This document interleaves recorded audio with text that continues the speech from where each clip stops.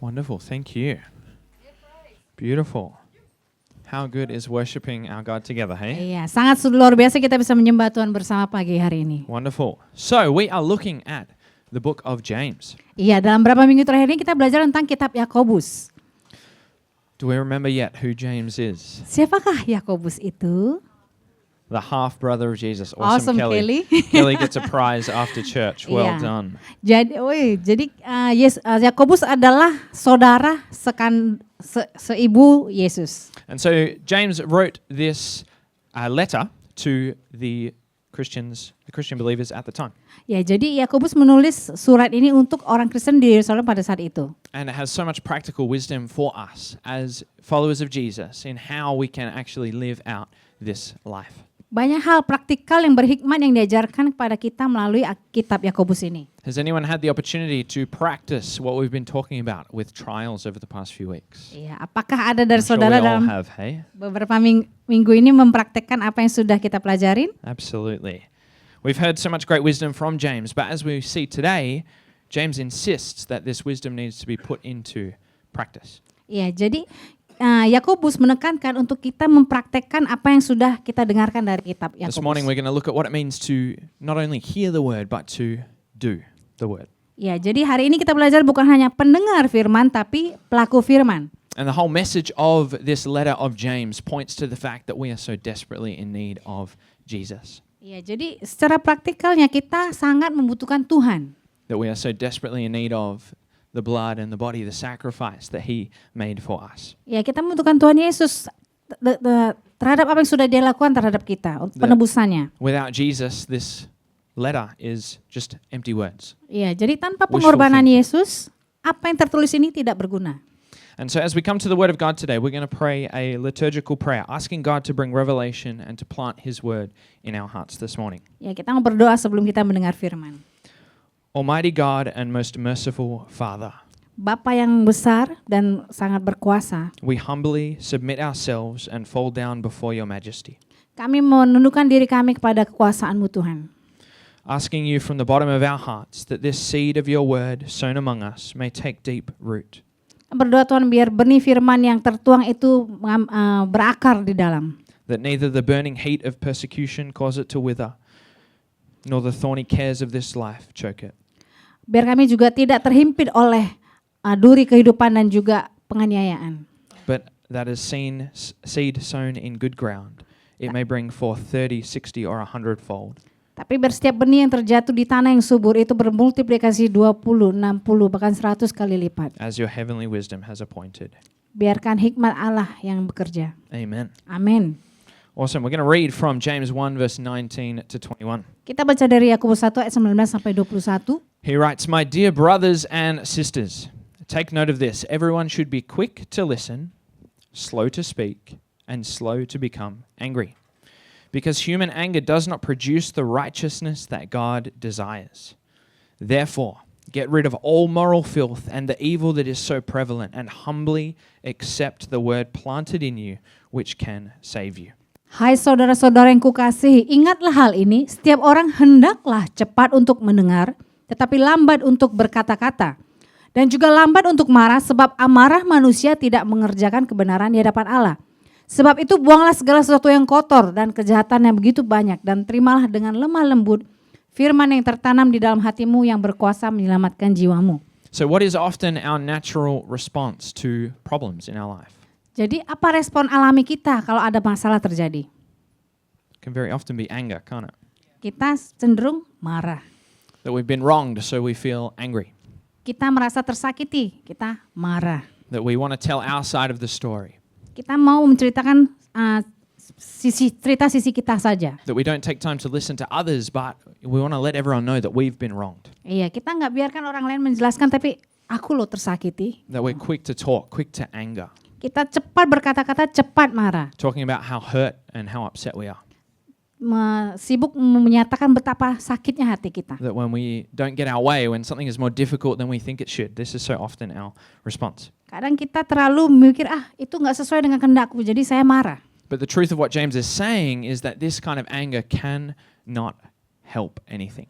Iya, tapi Yakobus mengatakan bahwa kemarahan tidak mengerjakan kebenaran di hadapan Allah. It doesn't produce anything that is good or worthwhile. Tidak menghasilkan hal yang baik. That human anger is based on selfish motives. It's based on what we want. Manusia itu selalu sifatnya egois dan mau apa yang saya mau saja. That it's about me. Semuanya saya.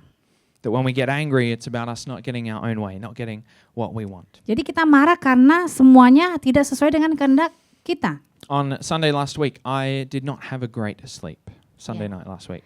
Minggu lalu saya tidak memiliki tidur yang cukup. And so at work on Monday, as we all are when we don't have enough sleep, I was a little bit angry. Ya, jadi karena saya nggak cukup tidur di kantor, saya agak marah.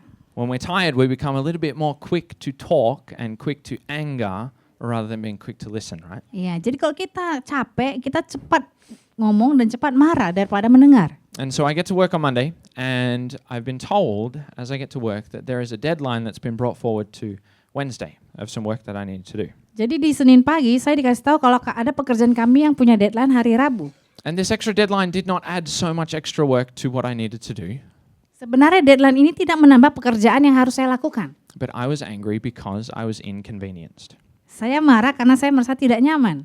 This does not produce righteousness. Iya, ini tidak benar. It didn't help me to get my work done more quickly. Iya, ini tidak membuat saya lebih cepat mengerjakan pekerjaan saya. It didn't help me be more kind to the people around me. Saya menjadi tidak lebih baik kepada orang lain. And if we look at the life of Jesus, he had far more expectation, far more riding on his life. Ya, kalau kita lihat kepada kehidupan Tuhan Yesus, banyak orang lagi punya ekspektasi terhadap dia Far more than we will ever experience ourselves. daripada apa yang kita alami sendiri. And yet we look at when Jesus faced frustration, when he faced situations that would have, made us angry, that he did not respond with anger. Iya, kita lihat kepada kehidupan Yesus, banyak suasana yang membuat dia seharusnya frustasi, tapi dia tidak marah. That so often Jesus responds with silence or with a question, that he is first to listen. Iya, jadi respon Yesus adalah diam atau mendengarkan atau bertanya kembali. That if we look at when Jesus is on trial, that he remained silent. Bahkan ketika dia dalam pencobaan, Yesus tetap diam. If we put ourselves in that situation, we're being falsely accused of wrongdoing. How do we usually respond to that? Jadi kalau kita di posisi di mana kita dituduh dan dianiaya, apakah respon kita? But that's not to say that all anger is bad or evil. Bukan berarti semua marah itu jahat atau buruk. Jesus also got angry. Yesus juga pernah marah di Alkitab katakan. But this was not a selfish or a human anger. Tapi bukan marah yang sifatnya egois. You see, Jesus was angry about the injustice of the Jewish religious leaders who were turning the temple into a marketplace. Tapi waktu itu Yesus marah karena ketidakadilan dan juga bangsa Yahudi waktu itu berjualan di Bait Allah. People who had neglected the poor, who had neglected the forgotten people. Dia marah karena banyak orang-orang yang dilupakan, orang-orang yang miskin. That Jesus was angry at the injustice that he was seeing. Iya, dia marah karena ketidakadilan yang dialami oleh orang-orang yang ditelantarkan. That when we get angry about injustice, that leads us to action. Iya, kalau kita marah terhadap hal tidak keadilan, kita harus bertindak melakukan aksi. That when we see people who don't have food, when we see people who are poor and in desperate need, the people that are forgotten, that we are moved to action. Ya, kalau kita lihat ada orang yang membutuhkan, ada orang yang butuh makanan dan kita harus melakukan sesuatu. And this is so much about what we're doing with Beyond in these trips coming up in September, that we are going out and showing the compassion and the love of Jesus to people in such desperate need. Itulah yang akan gereja lakukan di Beyond Project ini untuk menjawab kebutuhan orang di mana akhir September ini kita lakukan bersama. But anger about our pride being hurt, tapi kalau marah karena harga diri saya disakiti, about our voice not being heard, karena suara saya tidak didengar, about situations not going our way, atau situasi yang tidak sesuai dengan kehendak kita, this anger does not produce the righteousness that God desires. Kemarahan ini tidak mengerjakan kebenaran. This anger separates us from God. Doesn't Tapi bring us closer to Him. kemarahan ini memisahkan kita dari Allah karena sifatnya egois. And it might be hard, but getting our own way all the time is not the good life. Mungkin susah, tapi kalau kita mau apa yang kita inginkan selalu terjadi, itu juga nggak bagus. Getting our own way all the time is not how we become righteous. It's not how we relate to God. Iya, kalau kita mau segala sesuatu terjadi sesuai dengan keinginan kita, kita tidak bisa berhubungan dekat dengan Tuhan. And so what James says in verse 21 is get rid of all moral filth. Ya, di Yakobus 1 ayat 21 dikatakan tanggalkanlah sesuatu yang kotor dan kejahatan yang begitu banyak. Distance ourselves from things that are wrong. Jauhkanlah dirimu dari hal yang jahat. Comparing it to garbage to be thrown away. Tapi tinggalkan itu. My wife gets frustrated with me when I forget to take the rubbish bins out. Iya, istri saya Pastor Intan agak kesal kalau saya itu menunda untuk membuang sampah. But she doesn't get angry, okay? There's a difference. Iya, tapi dia tidak marah, hanya You know when you leave the rubbish bin for a day too long, right? Iya, And it's got food in it, and it starts to become smelly, iya. and then the maggots move in, and then the maggots start climbing out of the bin. Not nice, right? Iya. Bayangkan saudara, tong sampah berisi sampah organik makanan berhari-hari, harum dan banyak maggot, belatung. And then when you go to take it out, all the bin juice goes everywhere, and then you got to Yeah. mop the floor. Ya, kalau diangkat netes-netes, Gross. harum. It's messy, right? Ya, berantakan. And so this is what James is saying, that what happens when we allow moral filth to live in our lives. Ini yang dimaksudkan oleh Yakobus, bagaimana sama seperti sampah itu kalau kita biarkan kotoran atau moral yang kotor itu kita tinggal berhari-hari di dalam kehidupan kita. It gets messy. Hidup kita jadi kotor dan berantakan. We are quick to become angry. Kita jadi cepat marah. We are less kind. Kita jadi tidak baik. We're not loving. Kita tidak mengasihi. We're selfish and thinking about ourselves. Kita egois dan hanya memikirkan diri sendiri. And so James is saying that in order to be slow to speak and slow to anger and quick to listen, we need to get rid of the moral garbage in our lives. Iya, supaya kita menjadi orang yang cepat mendengar, lambat berkata-kata dan lambat marah, kita harus menanggalkan kotoran moral itu. Whether it be the things that we watch, the things that we listen to, Apakah itu hal yang kita tonton atau hal yang kita dengar, the way that we speak, the way that we think, the things that we do. apa yang kita omongkan, apa yang kita lakukan dan kita pikirkan. That what James is saying is if it's not in line with God's word, with his wisdom, then we need to throw it out. Yakobus katakan kalau itu tidak sesuai dengan hikmat Tuhan dan firman Tuhan, tinggalkan. We need to take out the trash. Iya, buang ke tong sampah. And then James says, we are called to humbly accept the word planted in you. Iya, dengan rendah hati menerima firman yang sudah Tuhan kasih. And so this is Beri. the main message of what James is talking about in this passage, is that we humbly accept the word that's planted in us. Menerima dengan kerendahan hati firman yang sudah diberitakan. Now, how does a word become planted in us? Bagaimana firman Tuhan itu bisa tertanam di dalam hati kita? All through the Bible, it talks about God's word as a seed that is planted. Iya, firman Tuhan mengatakan kalau firman itu seperti benih yang ditabur. Yes, in Matthew 13, Jesus gives the parable of the four soils, Iya, di Matius 13 dikatakan tentang tanah. talking about four different responses to hearing the gospel or hearing the word of God. Ada 4 respon bagaimana kita mendengar firman Tuhan. And so the first response is the seed that falls onto the path. Jadi benih yang jatuh di jalan. And so Jesus talks about this is the person that hears the word, hears the gospel, but does not understand it. Ya, itu sama dengan orang yang mendengarkan firman Tuhan tapi tidak mengerti. Then the second seed falls in the rocky soil. Yang kedua adalah benih yang jatuh di tanah yang berbatu. It grows up, but because of the rocks in the soil, it has no foundation, Ya, jadi has no roots. karena dia jatuh di atas tanah, dia tumbuh tapi karena tidak ada dasar jadi mati. And so as soon as troubles come, that person stops following Jesus. Begitu masalah datang, orang itu tidak mengikuti Yesus lagi. Then there is the seed that is planted in the thorns. Yang ketiga adalah benih yang jatuh di semak duri. And it grows up, but eventually the thorns kill it. Ya kan begitu tumbuh, terus duri-duri itu membunuhnya. That we hear the word, we start in it, but as soon as other things of the world come up, we go and chase those things instead. Iya, begitu masalah datang, kita sibuk mengejar hal tersebut, hal-hal yang tidak sesuai dengan firman Tuhan. But then there is the good soil. Yang terakhir adalah tanah yang subur. The soil that we are called to have in our hearts. Di mana itu yang Tuhan inginkan, yaitu tanah yang subur di hati kita. That, as James would say, the one who humbly accepts the word of God. di mana kita dengan rendah hati menerima firman tersebut. The one who gladly receives the gospel and continues in it. Dengan senang hati menerima firman itu dan bertumbuh di dalam hati kita. And then in the following verses, James talks about how we can be people who humbly accept the word.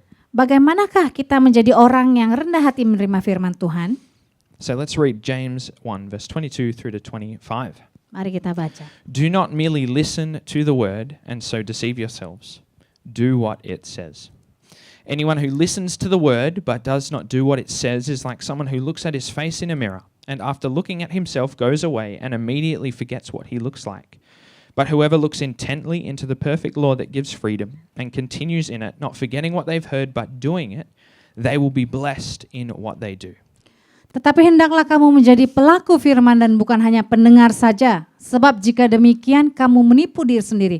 Sebab jika seorang hanya mendengar firman saja dan tidak melakukannya, ia adalah seumpama seorang yang sedang mengamat-ngamati mukanya yang sebenarnya di depan cermin. Baru saja ia memandang dirinya, ia sudah pergi atau ia segera lupa bagaimana rupanya.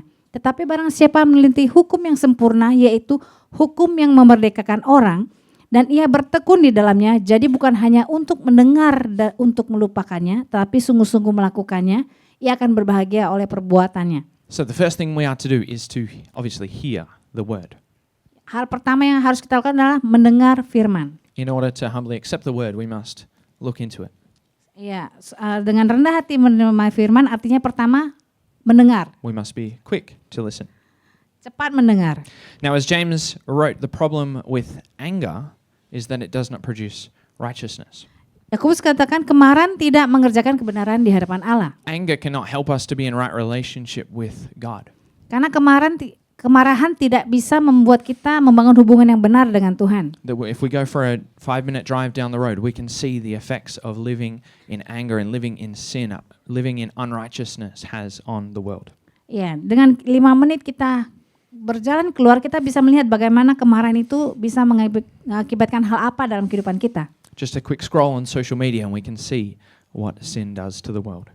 Iya, dengan hanya 5 menit kita melihat sosial media, kita melihat dosa dunia ini juga. What a mess human anger and sin has made. Kemarahan itu mengerjakan dosa. But back in verse 21, James offers an alternative, and that alternative is the gospel. Ya, jadi alternatif itu Yakobus adalah Injil. The only way that we can be righteous. Kita dibenarkan karena Injil. The only way that we can have genuine hope for the future. Pengharapan yang sejati, yaitu Injil. And the only way we can live in relationship with our Creator. Satu-satunya cara kita bisa hidup berdampingan dengan pencipta kita. Paul writes in Romans 5 verse 8, "But God demonstrates his own love for us in this, while we were still sinners, Christ died for us." Akan tetapi Allah menunjukkan kasih-Nya kepada kita oleh karena Kristus telah mati untuk kita ketika kita masih berdosa. And then John 3:16 and 17, "For God so loved the world that he gave his one and only Son, that whoever believes in him shall not perish but have eternal life. For God did not send his Son into the world to condemn the world, but to save the world through him."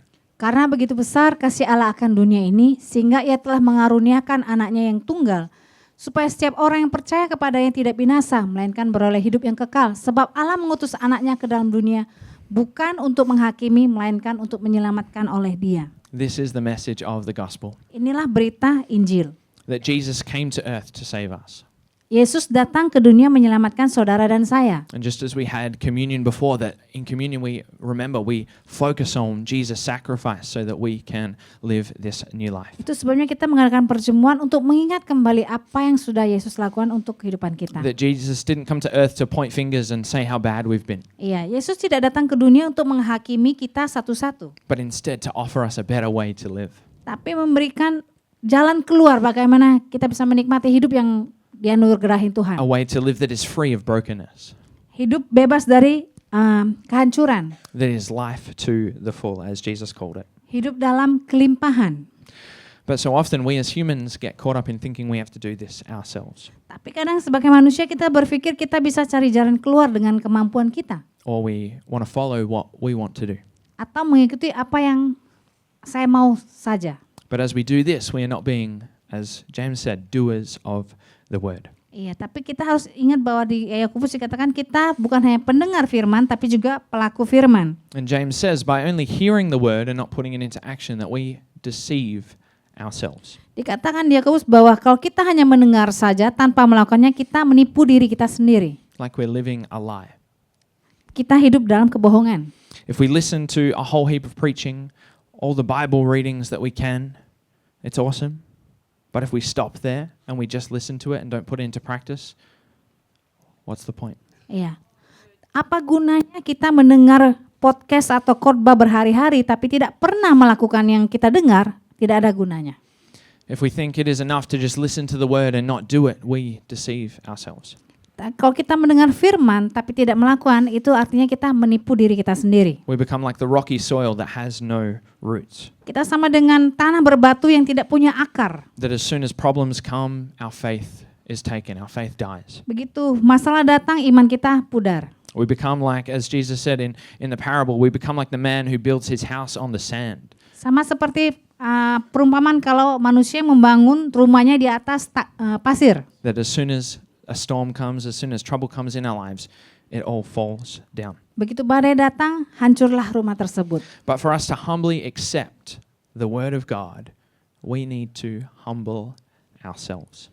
Begitu kalau kita mau merendahkan hati untuk menerima firman Tuhan, kita harus merendahkan diri di hadapan Tuhan. We need to lay down our own ideas, Kita taruh ide kita di hadapan Tuhan. lay down our own reasons, Menyerahkan berbagai alasan kita lay pada Tuhan. down our own desires, Apa yang menjadi kerinduan hati kita taruh kepada Tuhan. lay down what we want to do, the way that we want to live, and accept the gospel. Segera menyerahkan segala sesuatu dan menerima kabar Injil. In the words of King Solomon in Proverbs, trust in the Lord with all your heart, lean not on your own understanding.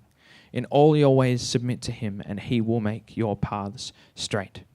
Percayalah kepada Tuhan dengan segenap hatimu dan janganlah bersandar kepada pengertianmu sendiri. Akuilah dia dalam lakumu, maka ia akan meluruskan jalanmu. There's a promise that as we trust in the truth of the word of God, as we trust in his wisdom, that our paths will be made straight.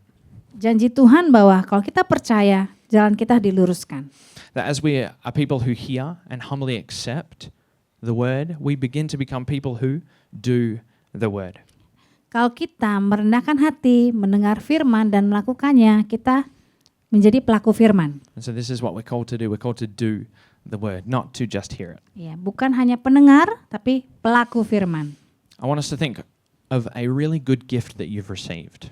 Coba bayangkan hadiah terbaik yang pernah saudara terima. Could be anything. Apa saja. So what do we do when we get a good gift?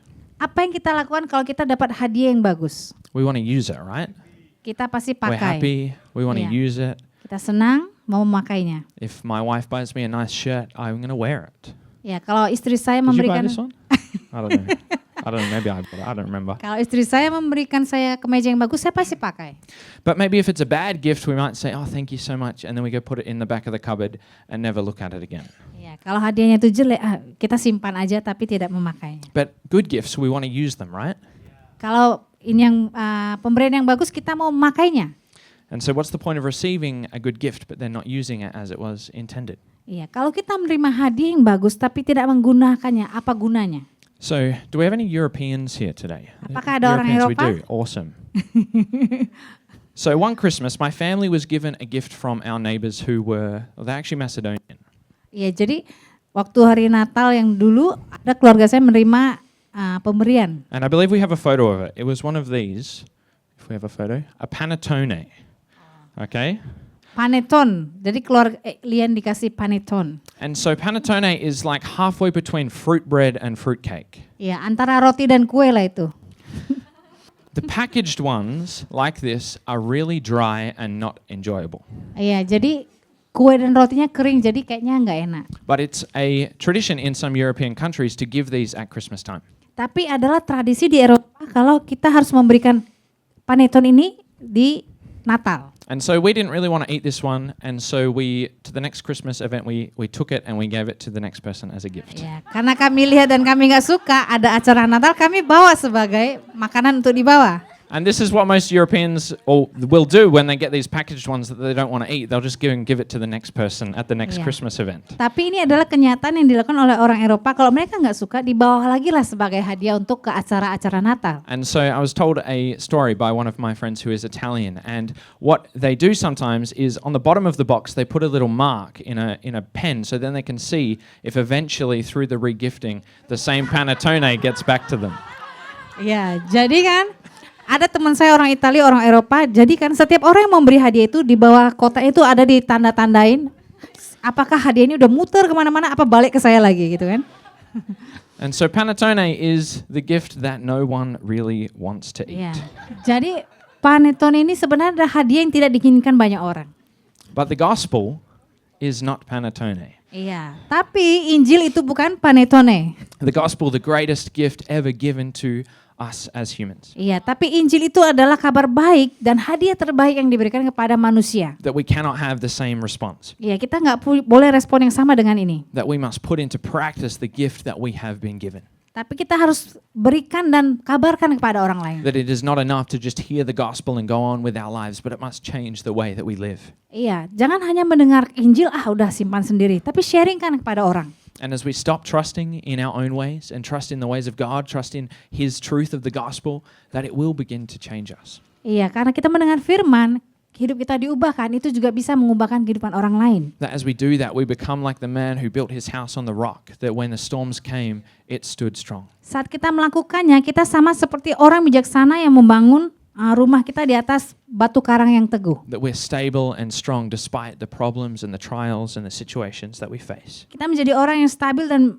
mempunyai iman yang benar, di mana walaupun badai datang, kita tetap kuat di dalam Tuhan. Following Jesus is not a competition about who can read the most of the Bible or who can be the best at Bible Iya. trivia. Mengikut Yesus itu bukan kompetisi siapa yang membaca firman paling banyak, tidak. Tapi bagaimana kita bertahan sampai akhir hidup kita. But a more accurate measure is to ask, how loving am I?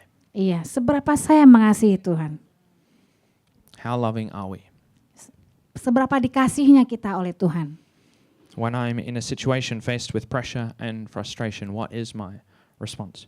Iya, ketika saya dihadapi suasana yang tidak enak dan menekan saya, apakah respon saya? When my students are being loud and not listening, what is my response? Ketika murid saya begitu rewel dan ribut, apa respon saya? When we're waiting for a coffee for too long, what is our response? Ketika saya menunggu antrian kopi yang lama, apa respon saya? When someone drops in on us when we're surfing, what is our response? Ketika seorang drop in di depan saya, apa respon saya? When someone cuts us off in traffic, what is our Ketika response? orang menyalip saya di jalan, apa respon saya?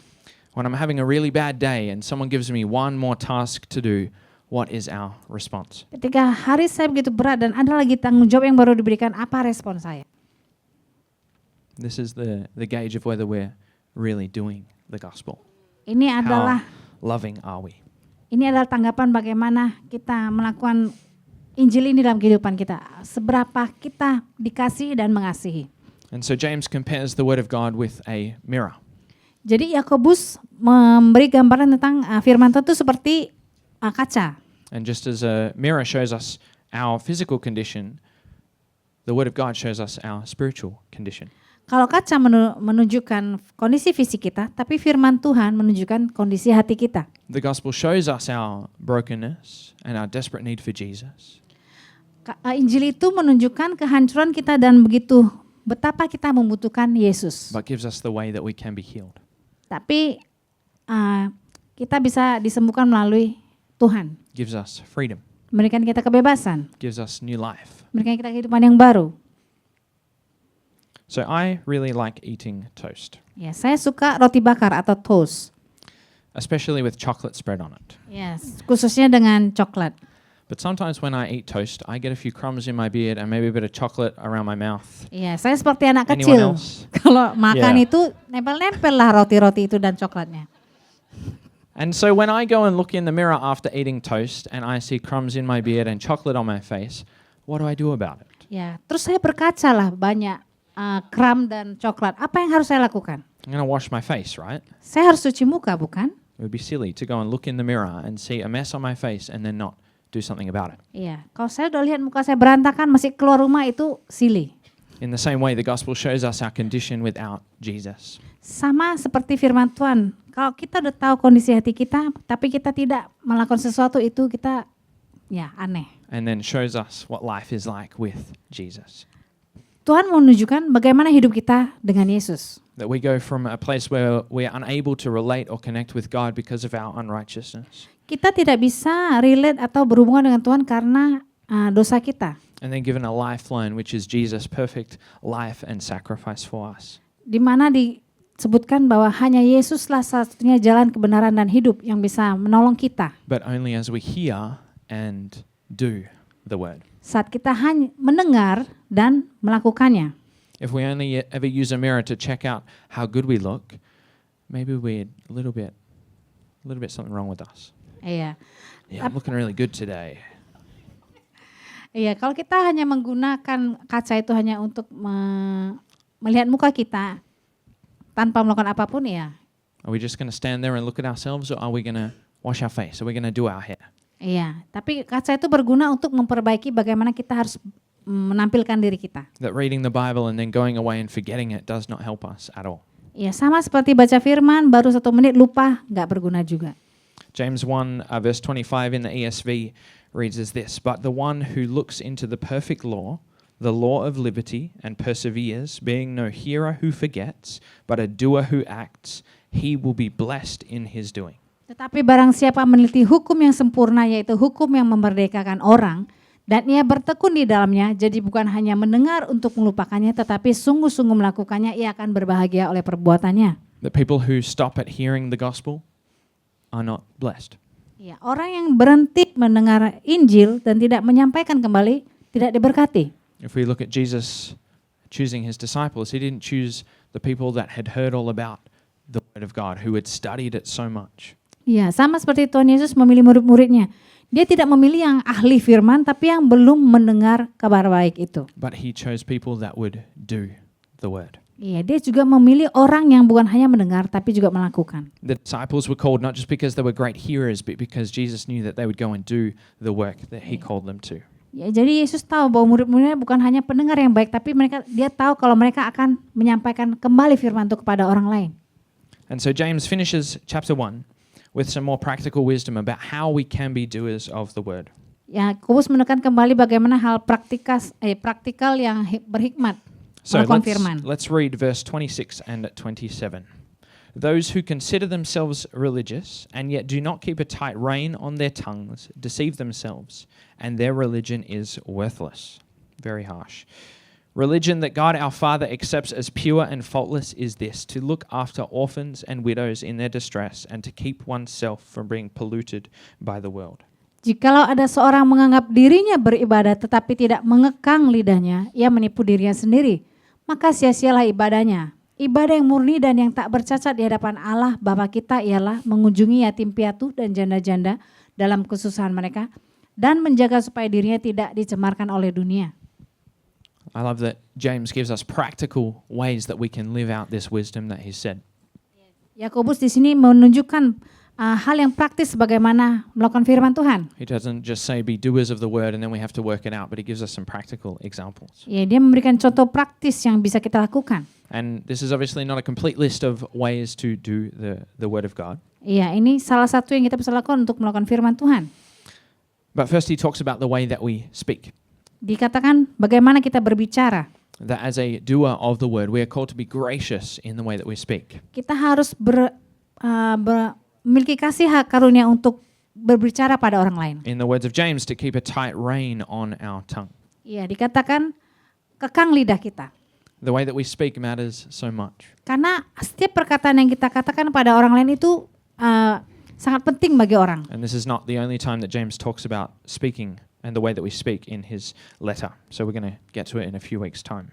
Iya, nanti kita pelajari lebih lanjut minggu depan. We're not to be people who are wild in the way that we speak. Ya, jangan menjadi liar dengan apa yang kita katakan. But we're called to bring peace, to bring comfort, to bring encouragement.